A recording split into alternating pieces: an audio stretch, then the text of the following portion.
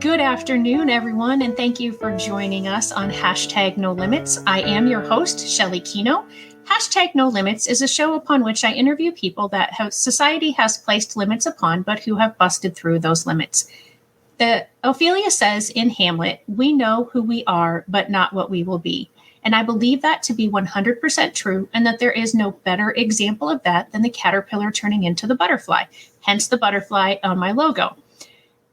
In life, the caterpillar has to completely dissolve into its cells and then reform into the butterfly. And then, if that's not difficult enough, it has to fight its way in order to make its wings strong enough to fly. And so while that is no easy task, neither is busting through those limits that society has placed upon a person. And today, I am excited to have Mr. Greg Garrick on the show. I found out about him just a couple of weeks ago, actually, on a LinkedIn post that I will share the post a little bit later in the show. And I immediately reached out to him and I said, "Oh my gosh, this is such a great example of Hashtag No Limits. Would you want to talk to me and be on my show?" And so, Greg, thank you for taking this random person's inquiry in LinkedIn and accepting my friendship and coming on today. How are you? Good. You're more than welcome. I was interested to hear your intro because I'm a marketer. And all about logos. So great story about the caterpillar and the butterfly.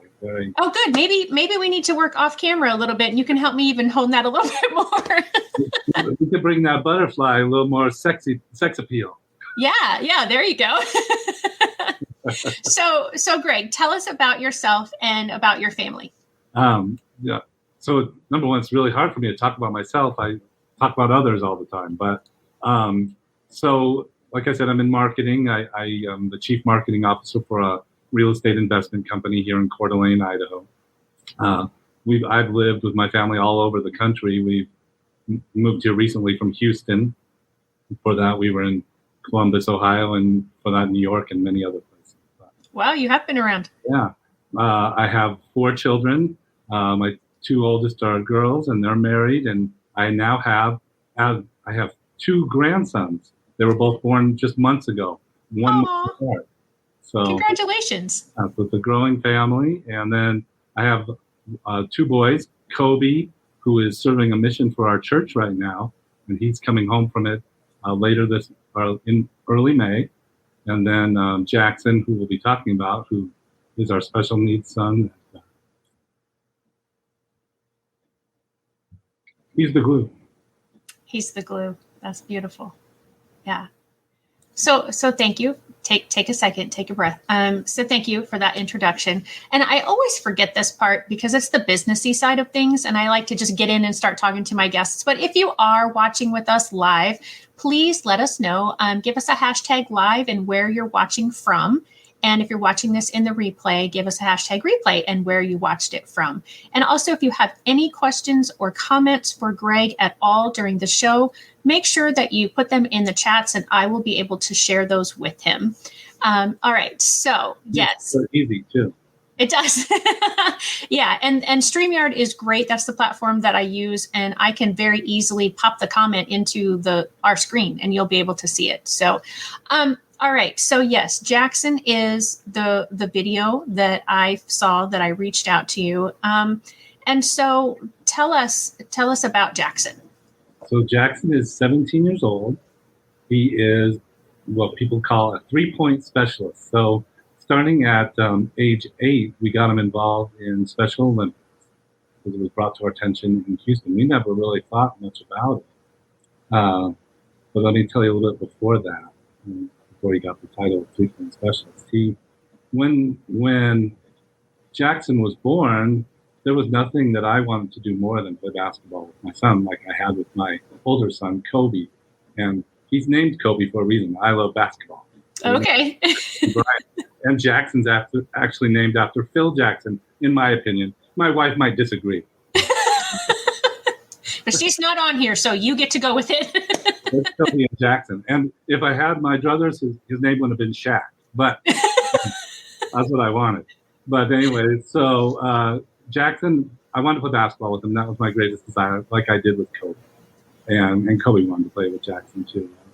So when Jackson was born, he came out, with the cord wrapped around his neck. He was blue, and the doctors and nurses quickly brushed him off. And this is our fourth child, so Nikki's my wife, we were alarmed, but not overly so, because very quickly we heard him crying, and that's all we were worried about. Day later we got the APGAR scores, and they said they were lower than normal, but nobody was telling us anything.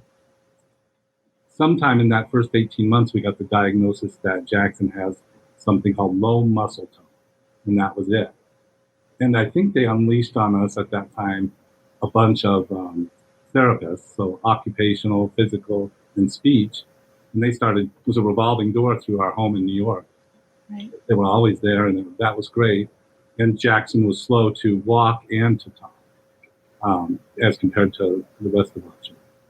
So that was all we ever noticed, really, right? And that he probably didn't engage as well as the other. But we didn't know much, and we went through the therapy, and he eventually walked and did talk. He has this an odd gait about him. His hips are a little off. He at the age of five, we got the diagnosis of hypotonic cerebral palsy with intellectual and developmental disability. And they actually showed us his brain scan and why they thought that. Wow.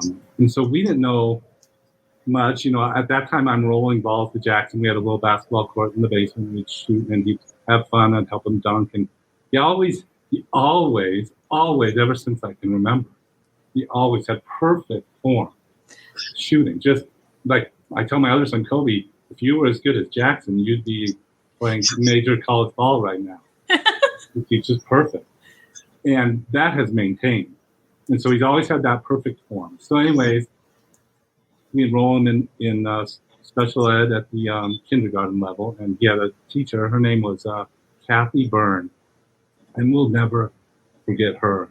So prior to all that, with all these therapists and doctor visits that we're having, I always came at it like this. I said, what will Jackson be? What can he become? That was what was bothering me. And I know that's a question a lot of people have. I felt alone at the time, but now talking to other people, because of this video you'll show, it's a question everybody has. It's reaching out to me. And I said, what will he be? And she turned it on me. She said, what do you want to be? Oh. I know. And it's hard to get me off guard. I got emotional like I am. And I said, I just want to play basketball with Jack. She said, good to know. Ended the meeting. Sent me packing. Wow. You don't have to talk to the sorry sack of tears. And so we left, and I didn't think much of it, except the question she asked me. And a week or two later, I come to find out she takes time with a physical therapist at the school, and they have a dedicated hour or two a day teaching him to shoot free throws. Oh, wow. He comes home to our basketball hoop, and he's shooting free throws. Later that year, he's competing against the regular gen ed kids in free throw shooting contests and becoming a fan favorite, as you can imagine. So that's where it all started. And that gave us the confidence to enroll him in some upward, basketball programs that there were in the area later on, by at age 6 and 7. And those with general ed kids at the time. And those kids and those coaches were great with him. There's been so many people along our path that have helped Jackson, and they would help set picks and get him opportunities to get a shot off because he's a little slower than the rest. And he would have great moments of triumph hitting long jump shots. That's where it started. And so in him, that's how he identified that he was special. Okay. And so he spends hours. When we lived in Houston, I built a court for my sons in the backyard, a very nice basketball court. And Jackson would spend in the Houston humidity and heat 5 to 6 hours a day shooting after school, or even sometimes before school, and at night. And he would just shoot, perfecting that perfect form. and he has it now. And so you'll see in this video when he shoots a half-court jump shot. If I were to do that, and I'm a good basketball player, I'm just old now, I would lunge into it and use my legs. He shoots just with the power of his core and his arms. Yeah, that's incredible. It is. So while we're talking about that point, I think I'm going to go ahead and show the video now. Let me just pull it up here really quickly. Okay, make sure the audio is on. Okay. So before it starts, go ahead and kind of set up the video for us. Okay, so he's at the Liberty Lake Athletic Club, which he goes to every day for at least an hour a day, and literally nothing's stopping him from going there. The only days of the year that Jackson doesn't shoot are Sundays, because we like to respect the Sabbath day, and then we have to be in a Disney park for him not to want to shoot. So other than if we're on a vacation somewhere else, he's all, find a park and a ball, and I'm shooting. And it's not worth our energy to stop him. Right. Passion. He has to shoot every day. Disney parks are the only time we've ever been successful in stopping him. And you said you're in. This is in Liberty Lake. We live right over the border of Idaho and Washington in the Spokane. Okay. All right. So you're in Idaho. So there's not a Disney park, that you can just jump, skip, and hop over to on a regular basis. So we only go like twice a year, so it's not often. So he's shooting 350 days of the year. Right. Wow, that's incredible. Okay, so here we go. I'm going to go ahead and play this. This is a full-size court. It's a half-court area. My wife zooms in. Awesome. And just drains it. Shooting. 100,000 plus people have viewed this video and made a lot of comments. And one guy said, that guy in the background didn't even get happy or celebrate. And the reason is because Jackson will sit there and hit 20 or 30 of those in an hour. And the people in the club, like secondhand to them, they see it all the time. They see it, the wobbly kid that can knock down big time jumpers. That is so cool. And yeah, absolutely. When I saw that video, I thought, oh my goodness. And then I can't remember exactly how you worded your post, but just the fact that he was doing it. And I guess you must have said something in your post about him having cerebral palsy. Right. And my son is living proof that we can do anything. Hashtag cerebral palsy. Yeah.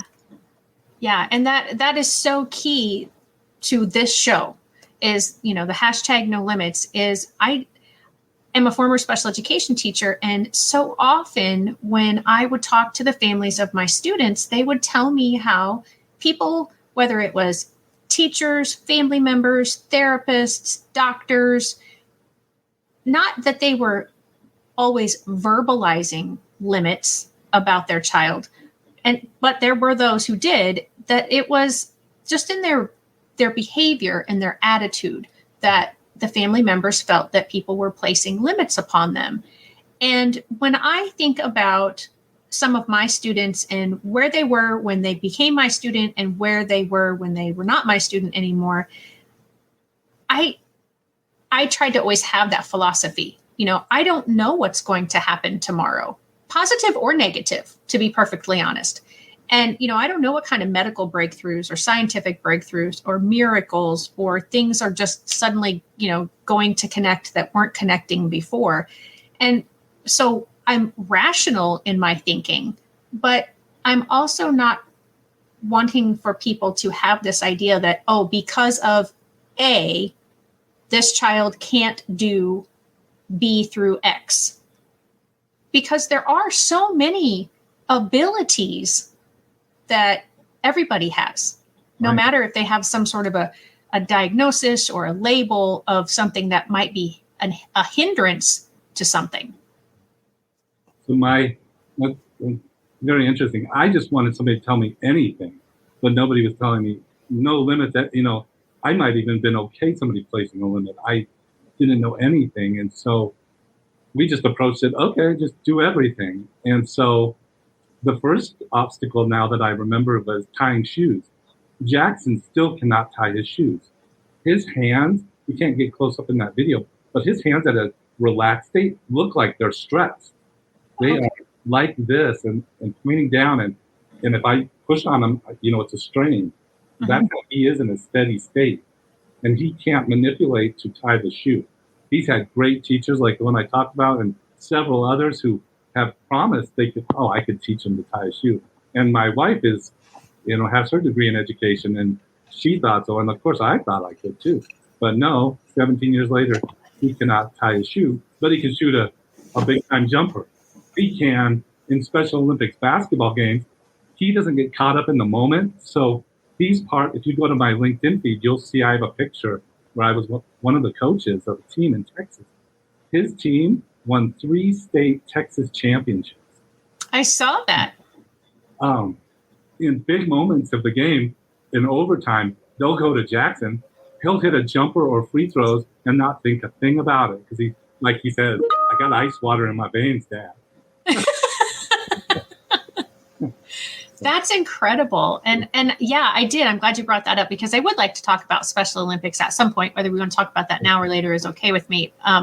Because I think people also think one particular way about Special Olympics.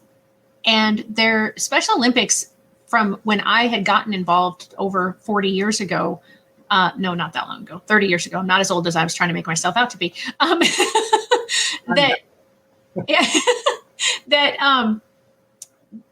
It's not just one sport one time a year or one event one time a year.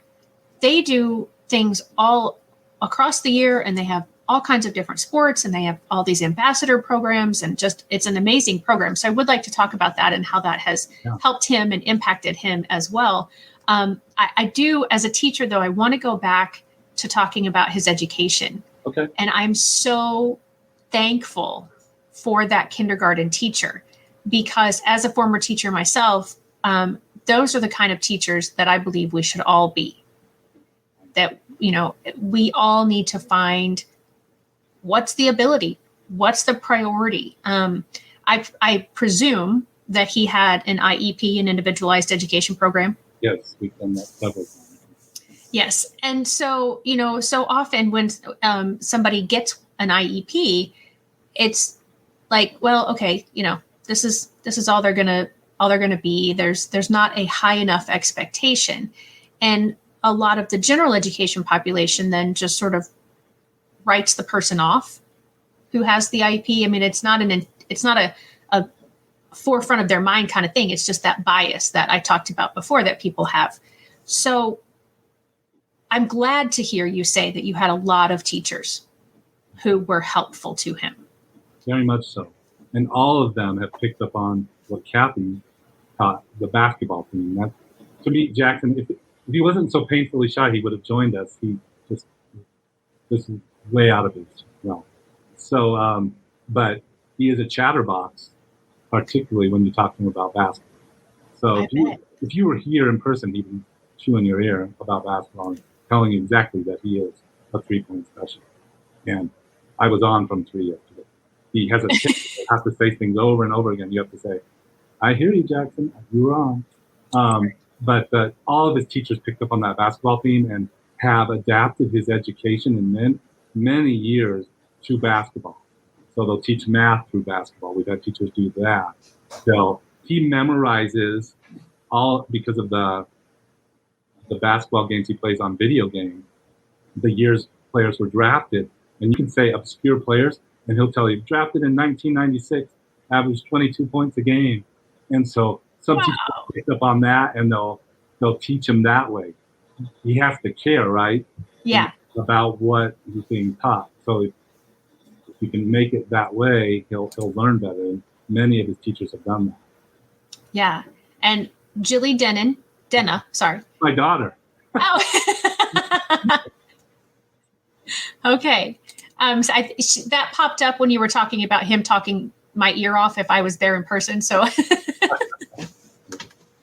and yeah, that's such a key component in education. And I'm very happy to hear how many educators did that for Jackson. Is you find what they love and you use that to help them build their strengths.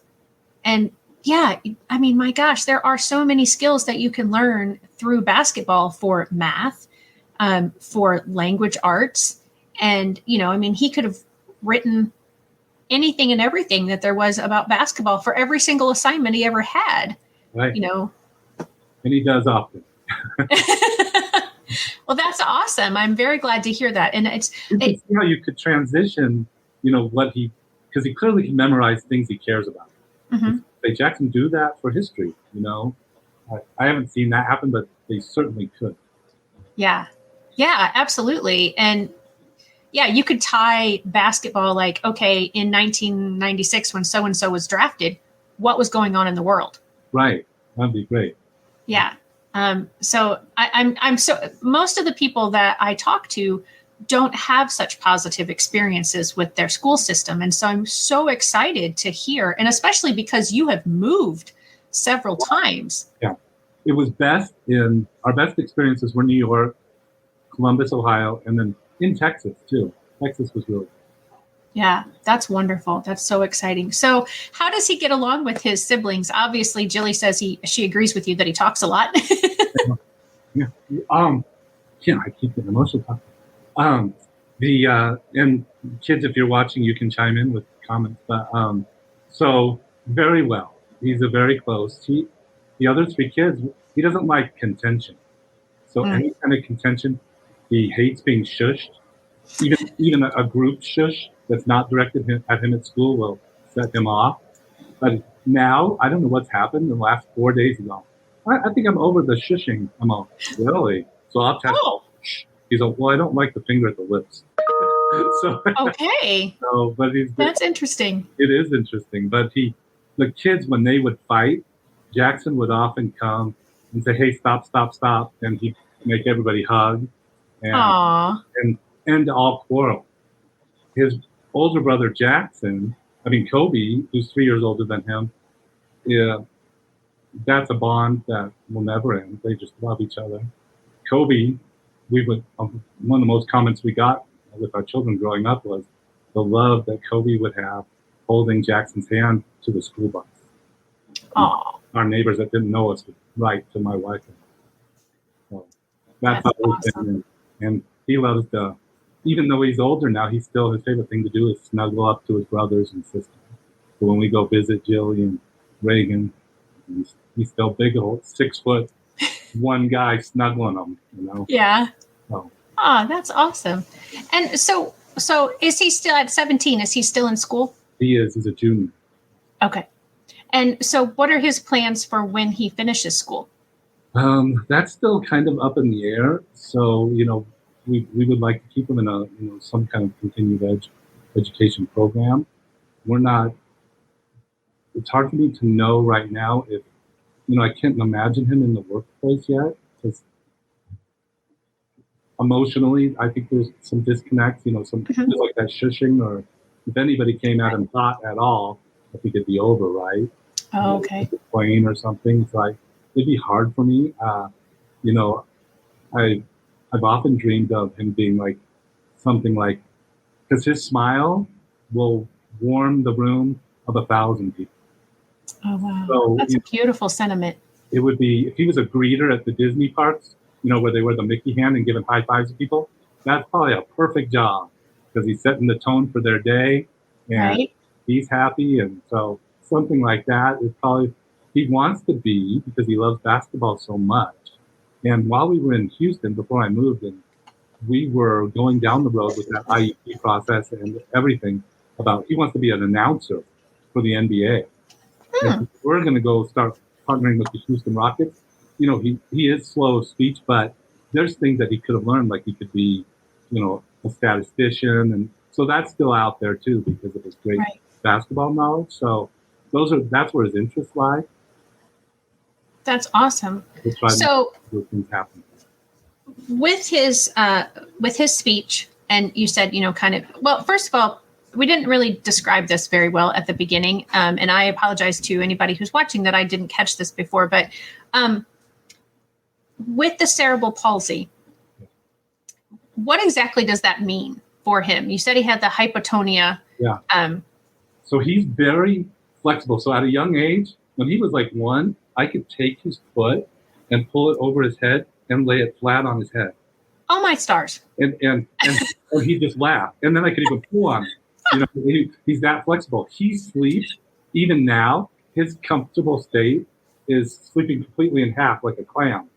He's been Wow. completely in half. And that's as comfortable. So when I check in on him at night, I move him back just because I think he's uncomfortable looking. But he's comfortable sleeping like a clam. I could pick him up like that and put him in a suitcase, and he'd be comfortable.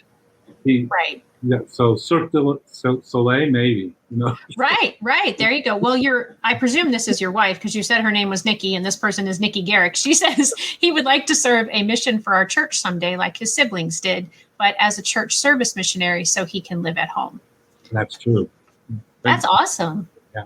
So he has a lot of, like I said, he's a chatterbox. He has a lot of dreams, and that can happen 100% in serving a mission. Anything's possible. It really is. And with making any kind of accommodations, today in today's society, there's so many assistive technology devices and just so many more opportunities now than there had been. And again, that's the kind of the title of the show, and why I have that is because we don't know what's possible. It's kind of dawned on me here in the last couple of months that so often we tend to stop our creativity because there's already an answer to something. And so we're like, oh, well, I've thought about this for however long, and there's already this out here, so I'll just settle for what's already available. But we don't continue to think outside that box then and continue to try to develop something else sometimes. And so thank God there are those people, though, that do have that drive and that mentality of, okay, this is here and it's okay for my child or my life or individuals, but I want to go here. Right. Well, my whole life in marketing is test and measure. So that's my approach to everything I do. And so one time, as we started in Special Olympics, Jackson, how you enter is a skills competition. And that's what they had him do, just shooting little shots, doing some dribbling and some running, right? Uh-huh. And you're competing against others. And in that first year, he did great, right? He won the gold medal. Yeah. And the next year, the coach, he was nervous because Jackson was so young compared to the team. The team has adults and teenagers that don't have the same physical problems, so they're running around still just like Jen had. And he was nervous to get Jackson on the team, even though Jackson could shoot. And I honestly don't know. Knowing me, I probably had a little sinister thought. Practices, and I was with my other son, Kobe, and after the practice, we would play around with Jackson like we did at home, which is pretty rough. I'm not scared to bump Jackson, and neither is Kobe, and play tough with him and play up on him. And the coach saw how we played, the three of us, and he said, "Oh, Jackson can be on the team because you guys are much harder on him than we ever will be." And so I like to think that I was testing that coach, but I honestly don't remember how I was thinking about it. But I'm grateful that coach saw that, because that gave Jackson a world of confidence once he got on the team. Right. Absolutely. And it does take sometimes that outside force to see things differently for us. And again, I'm in my head, I'm thinking that coach probably had a limit that he felt was safe and had placed that limit on him. And you guys just blew that right out of the water. So on that note, what other sorts of things, like I was just thinking, we didn't really discuss it. You said it, we just kind of kept going. But when they gave him that diagnosis of an intellectual disability, can you remember what sort of thoughts that you had at that time, positive and negative? Every thought I had probably initially was negative, because I was like, woe is me. What does that mean to my family and to Jackson? And so intellectual disability, such a broad term, it gets broader to me every day as I meet, that's the great thing about Special Olympics. I've met hundreds and hundreds of people. If you haven't done the Special Olympics, go and get 1,000 hugs. Yeah. But anyways, that term is broad, and um, that compounded with what you're experiencing, because he's slow of speech, he's hard to understand, particularly when he was younger. So you'd be in a group with the rest of your family, your extended family, nobody's understanding him. I did, because I'm used to it. So Right. you have to translate for him, and he really is trying to talk to you guys, and and so that's gotten better, obviously, over time with the speech therapy in school and everything. He still will have his moment, but it wasn't until, and we talk about Disney a lot, but my wife and I were at Disney World with Jackson and the rest of the kids, and we were getting on Spaceship Earth, that ride at Epcot, and you get on and it's got the floor is moving around, and another family with cerebral palsy, with a child with cerebral palsy, is in a wheelchair, and we've got the talking. They had cerebral palsy, and he was completely rigid, and they had to do everything for him, pick him up out of the chair and put. And I said, Nikki, you'll never complain again. And I'm going to share what Nikki shared here in just a second. And I thank you for sharing that. And I can see, how touching that is to you. And I wrote a book a couple of years ago, and it's where I interviewed families who are in some way a special needs family. And in the book is a gentleman, his name is Michael, and he was diagnosed with cerebral palsy. And he has been wheelchair bound for, and I apologize to my friend, Mark, who told me, because he is also in a wheelchair. He says, I'm not wheelchair bound. Said, okay. And I apologize. And I can't remember the way he told me to say it correctly, but anyway, he used the wheelchair as his mobility. And Michael, in the book, his mom said the same thing, that, she would be at a park with her son and hear a mom yelling at a child because, he was running too far away from her, or he was climbing the slide instead of the ladder, or, something like that those who have typically developing children worry about, but those who have non-typically developing children think, oh, if I could only have that to complain about. Different mindset. Yeah. So Nikki says it was heartbreaking to get that low IQ score. The educators could only tell us that they didn't know what that would mean for him in the future, but that he would always be our sweet Jackson. And yeah, Nikki, thank you for sharing that. I hoped that as I taught my students, that I had that expectation. Like, I actually taught Michael. And I remember, because he had zero speech. And one of the things that his mom told me is that she just wanted to hear him say, I love you, Mom. And so we tried to get him to be able to do that on a communication device. His speech therapist worked with him very diligently as well to try to make that happen. But sometimes we take things for granted because they are our norm, and we often need that reminder that it isn't the norm for everybody. I remember also at that time, because my sister-in-law had a child within a month of Jackson, and it was hard for me to watch her progress in relation to Jackson. Yeah. And I talked to a man the other day who's in that same boat. And I had forgotten that I felt that way, and he reminded me. That was very helpful. Yeah. And I so appreciate that you are sharing your journey now, because there are so many people who are just starting the journey, or who have been on the journey similar to yours for years, but they feel alone, that there isn't anybody else out there like them, or that they can't reach out to anybody. Nobody understands their experiences. And again, that's another reason I'm so thankful that you just allowed this stranger in LinkedIn to invite, have you on to the show, and that you're coming on, because I want people to feel connected. And you have had, because of sharing this video, amazing feedback that you never anticipated. So talk about that a little bit. Yeah. So, like I said, it's been 100,000 plus views. It might be up 200,000. I don't know. And thousands of reactions and, hundreds of comments and some direct messages to a couple of gentlemen that have had phone calls with since. And, that their children were just born recently.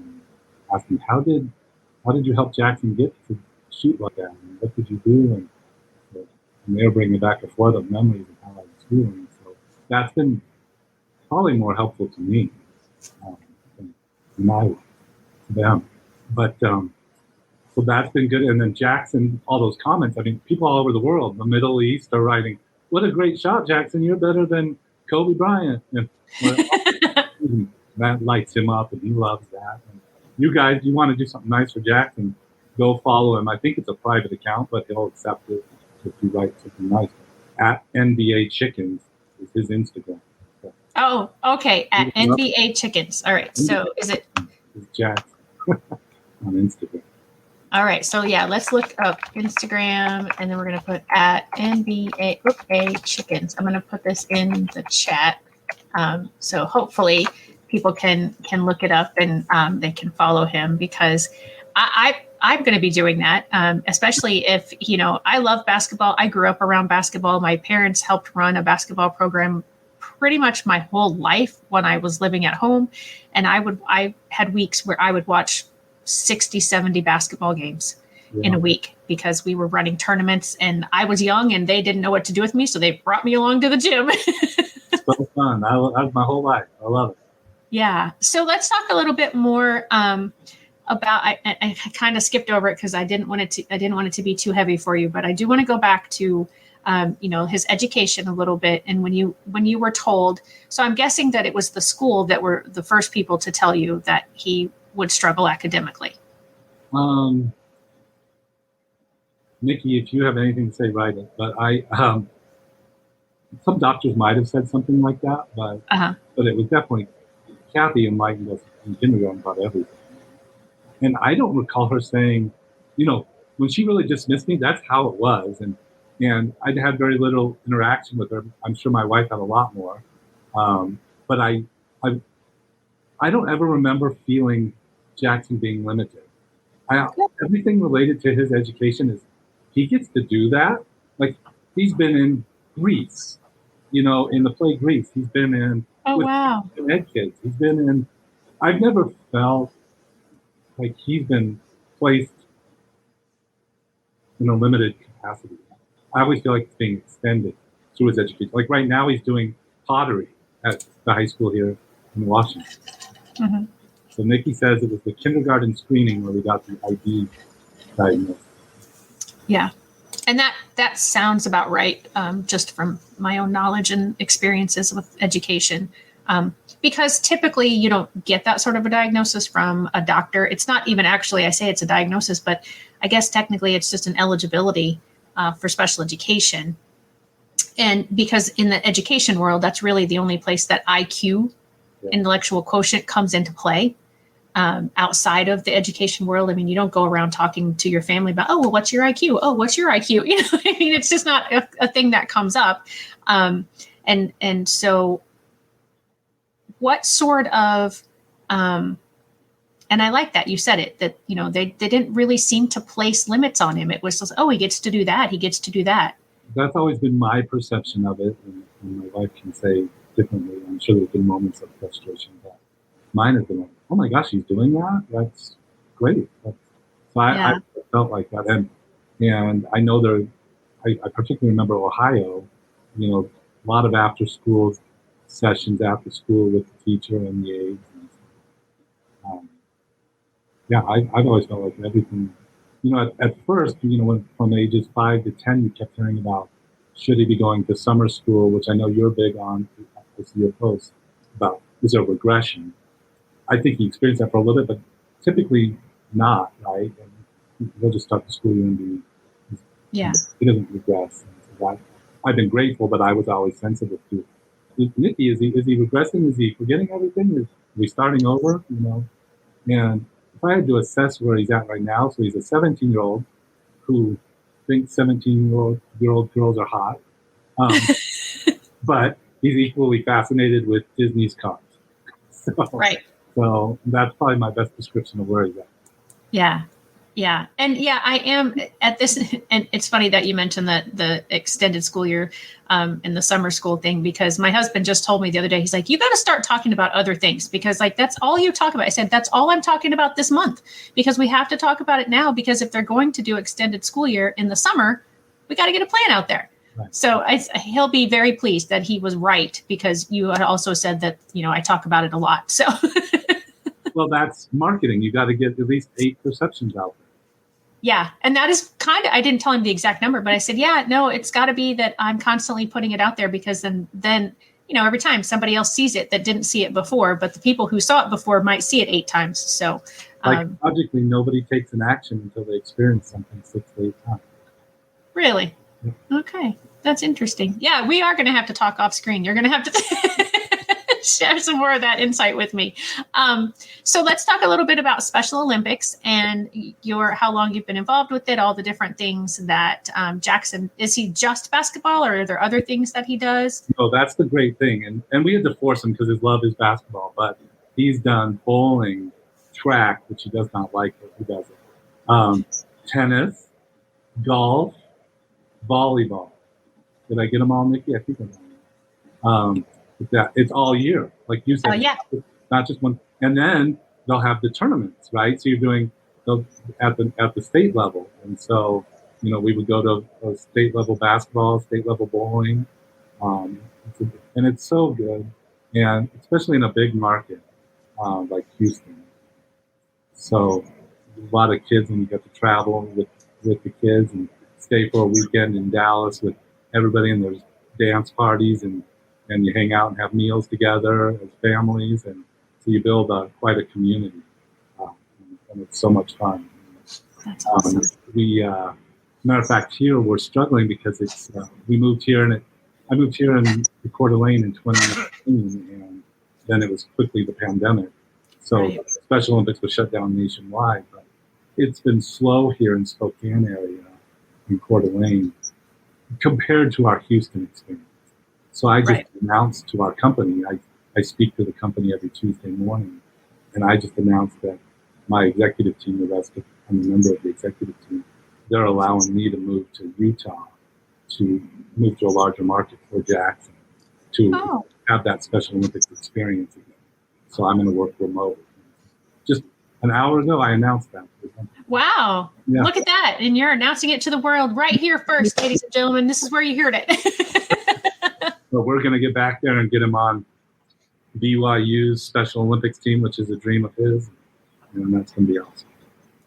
Oh, that's so cool. Well, congratulations. And I think that's wonderful that your company supports you in supporting him, because you don't always hear that either. And so so obviously basketball is his favorite sport and probably the one that he is the best in. Bowling's number 2. Okay. That was where I was going. Yeah. And so how, as this person that reached out to you through LinkedIn and said, how did you get Jackson to where he is today? You talked about the fact that he practiced on his own so much, and that he sort of almost instinctively had the perfect form for shooting. But as far as, playing the basketball, the eye-hand coordination of running up and down and dribbling on the court and passing, and can you speak to that as well as any other sports with Special Olympics? So I've been coaching basketball for years. So with Kobe, my son, and Jackson, we would just go in the backyard, and I just like I teach anyone, I teach them the fundamentals of passing. So step into it and receive it. And he has. Despite his hands being awkward, he has great hands. So he catches everything I throw at him. So he got passing really good. He loves making a good pass. Yeah. So it's not just the shooting. We taught him defensive stance, and I would do defensive drills with him, sliding his feet and kind of adapting it as I could for his motion. Taught him where to be on defense. I never talked to him. Hashtag no limits. I talked to him basketball. I didn't talk to him about basketball. So Right. play defense, get up on your man and guard them, even if they're 46 years old, which is funny in Special Olympics because you are guarding older. Yeah. And so get up on him as a 6-year-old, 8-year-old, and go steal that ball. And he loves blocking shots. But I taught him with Kobe, drill after drill, the fundamentals of dribbling. He's a good ball handler. I said, people are going to steal it if you keep dribbling high. You've got to keep it low. And he'll do what he wants. And I'll say, and something bad will happen in the game. I go, who told you not to do that? Oh, me? Okay. He'll argue with me now because I'll say, because I don't really love that he shoots those half-court shots at practice. I want him practicing shots he's really going to take in a game, just like any coach. And he'll go, but you're wrong, Dad. Steph Curry shoots those. You got to do what Steph Curry's doing. And I'm all, how do you argue with that? I mean, it's true. You want your child to have dreams and aspirations and being something great. And so, yeah, unfortunately, sometimes though it backfires on us and they go, well, no, I'm not going to do it that way because so-and-so does it this way. And then as far as the other sports, my wife gets all the credit. She was the one driving him to golf and bowling and fighting with him because he doesn't want to naturally ever leave the house. Okay. But so she came up with that phrase that I can do hard things. And so that's a mantra for Jackson. You can do hard things. Yeah. She does. That's incredible. And I think that it's so important to, as parents, and I don't have a child that has any sort of disability, but she does have anxiety and I deal with anxiety. And so, I've been trying as she's grown up to say, it's okay to be scared about something, but push through it. Don't let it just settle on you. And because the longer it settles on you and you don't go through that thing, the bigger it gets, the scarier it becomes. And so, yeah, you can do hard things and you need to do hard things and you can be uncomfortable. I think so often we tend not, no parent wants their child to be sad or uncomfortable, but unfortunately we have to let them go through that in order for them to build different skills. So your wife says, but unlike typical basketball players, you sometimes have to physically move his body the way it needs to go to get the message to his brain on how to move. And she must have put a little emoji on there, but unfortunately it didn't come through. Just telling him doesn't always work. And that's excellent, Nikki. Thank you for sharing that. Because that would be one of those steps, that some other parent might need to know. Yeah. That, yeah, we do have to. And then she added, his anxiety is probably the biggest issue stopping him from doing the things he wants to do. Yeah. And I feel that one to my core because, again, I have anxiety myself. And so I know what that's like. And I think probably that's why I had that understanding because my anxiety started. I thought I was going to drown. I didn't almost drown, but I thought I was going to drown at a swimming lesson situation. And I absolutely refused to go back to that swimming situation.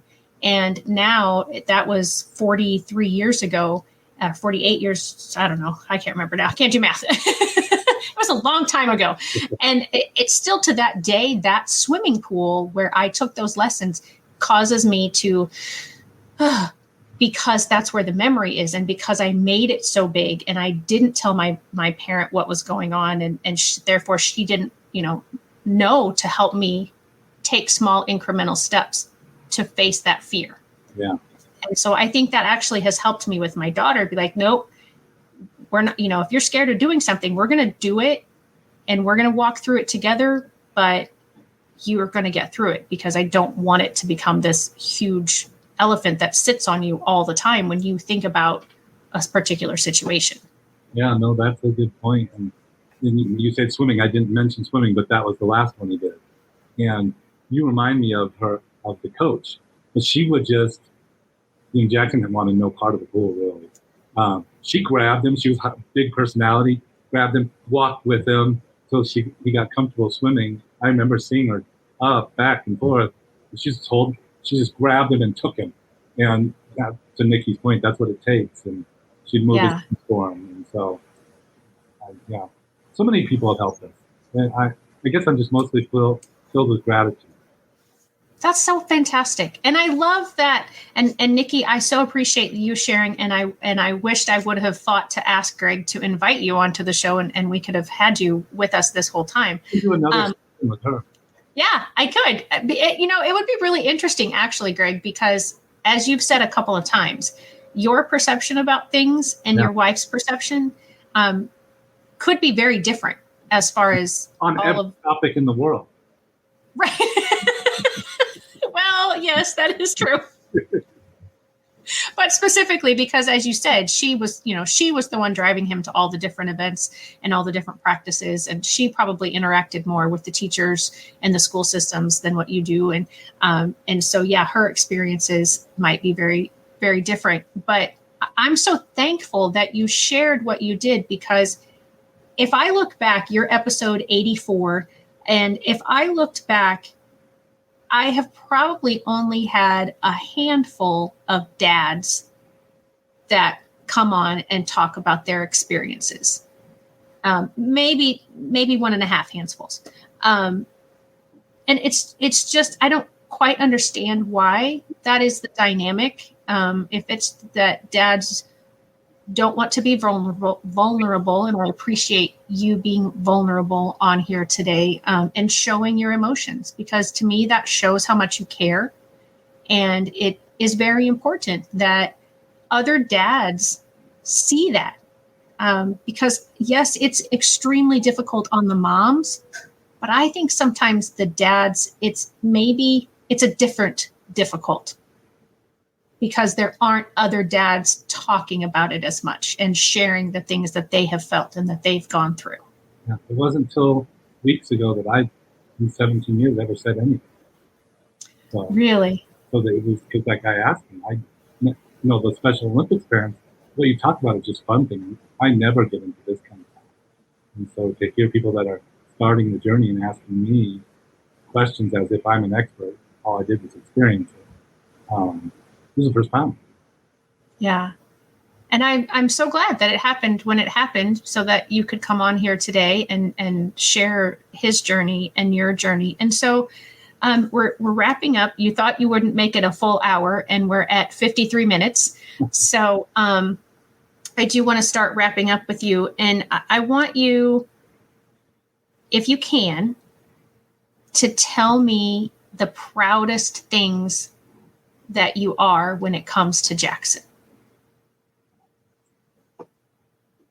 I just like when he listens to me, and tells me, because he'll get in a rut where it's a tick that he has as part of the diagnosis, I suppose. Nobody's really able to explain it, but he'll just get caught up and keep saying the same things over and over. Say to him, okay, but let's just talk. I've acknowledged that. Mm-hmm. Did that. And when he talks to me about how he's feeling, that's probably the most proud.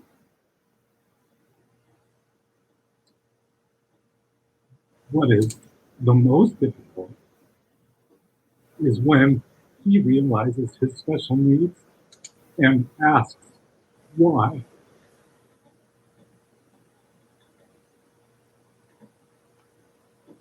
Yeah, I could see that.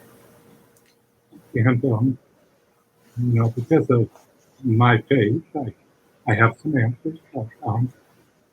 I don't know that words are never sufficient.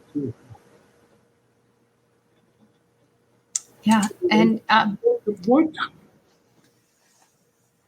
he understood, and that was when I was COVID. Mm-hmm. And Gina Waterman, she was actually a guest several months back, and she said that she thinks that's the wrong one. She typed one first before that. Dads typically don't have the kinds of natural supports that moms do, disability support groups, PTA groups, etc. And it's great that you're being transparent and vulnerable. She wishes every dad could and would see this. And so thank you, Gina, for sharing. She's saying she's going to share the episode because I do think it is an area that isn't addressed, that dads need that support too. And we do truly just have a couple minutes left. And I've so much enjoyed chatting with you and having your wife join us via chat, and your daughter.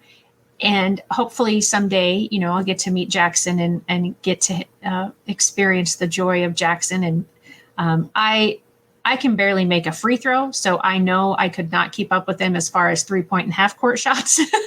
Guess what? He'll teach you. He loves teaching people to shoot. That's awesome. See, that could be like, you could have a private tutoring business for him to do that. So Greg, I do want to give you the opportunity, as I told you before we came on, that, I always ask at the end, is there anything else, or do you have words of encouragement, or is there something that you wanted to say today, or you thought you would say that you haven't done so? Please do that now. We covered it all that I thought we would talk about. Like I said, I'm not that interesting. I didn't think we'd make it to an hour, so I'm shocked. I would encourage everybody to donate to Special Olympics. Go to specialolympics.org and donate. It's a game changer, and you can do anything. That's awesome.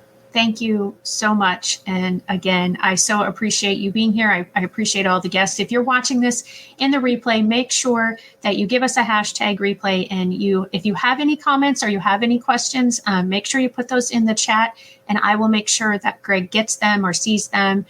He has, I think started following the Facebook page, so he'll probably see them on his own anyway, but I will definitely make sure that he sees it. Greg, thank you. I truly, from the bottom of my heart, thank you for sharing. And as Gina said, for being vulnerable today. Your son's story is incredible. And I'm so thankful that you allowed me to be the platform for you to share his story fully for the first time.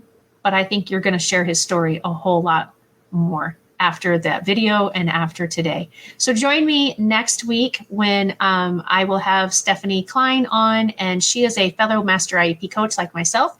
And she has a couple different children with diagnoses and eligibilities for special education that she will be talking about all of the limits that they have busted through.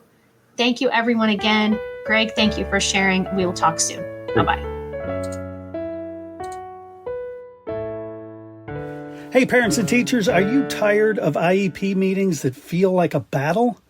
Let's put an end to the tension and create a collaborative, calm, and respectful environment together. Shelley Keno, your go-to IEP consultant, can transform your meetings into positive and productive experiences. With Shelley Keno, your child is her top priority, your voice is heard, and you become confident. Shelley Keno is making the world better for all, one IEP at a time. Visit www.shelleykeno.com for more information and set up your free 20-minute consultation today. That's shelleykeno.com, SHELLEYKENOW.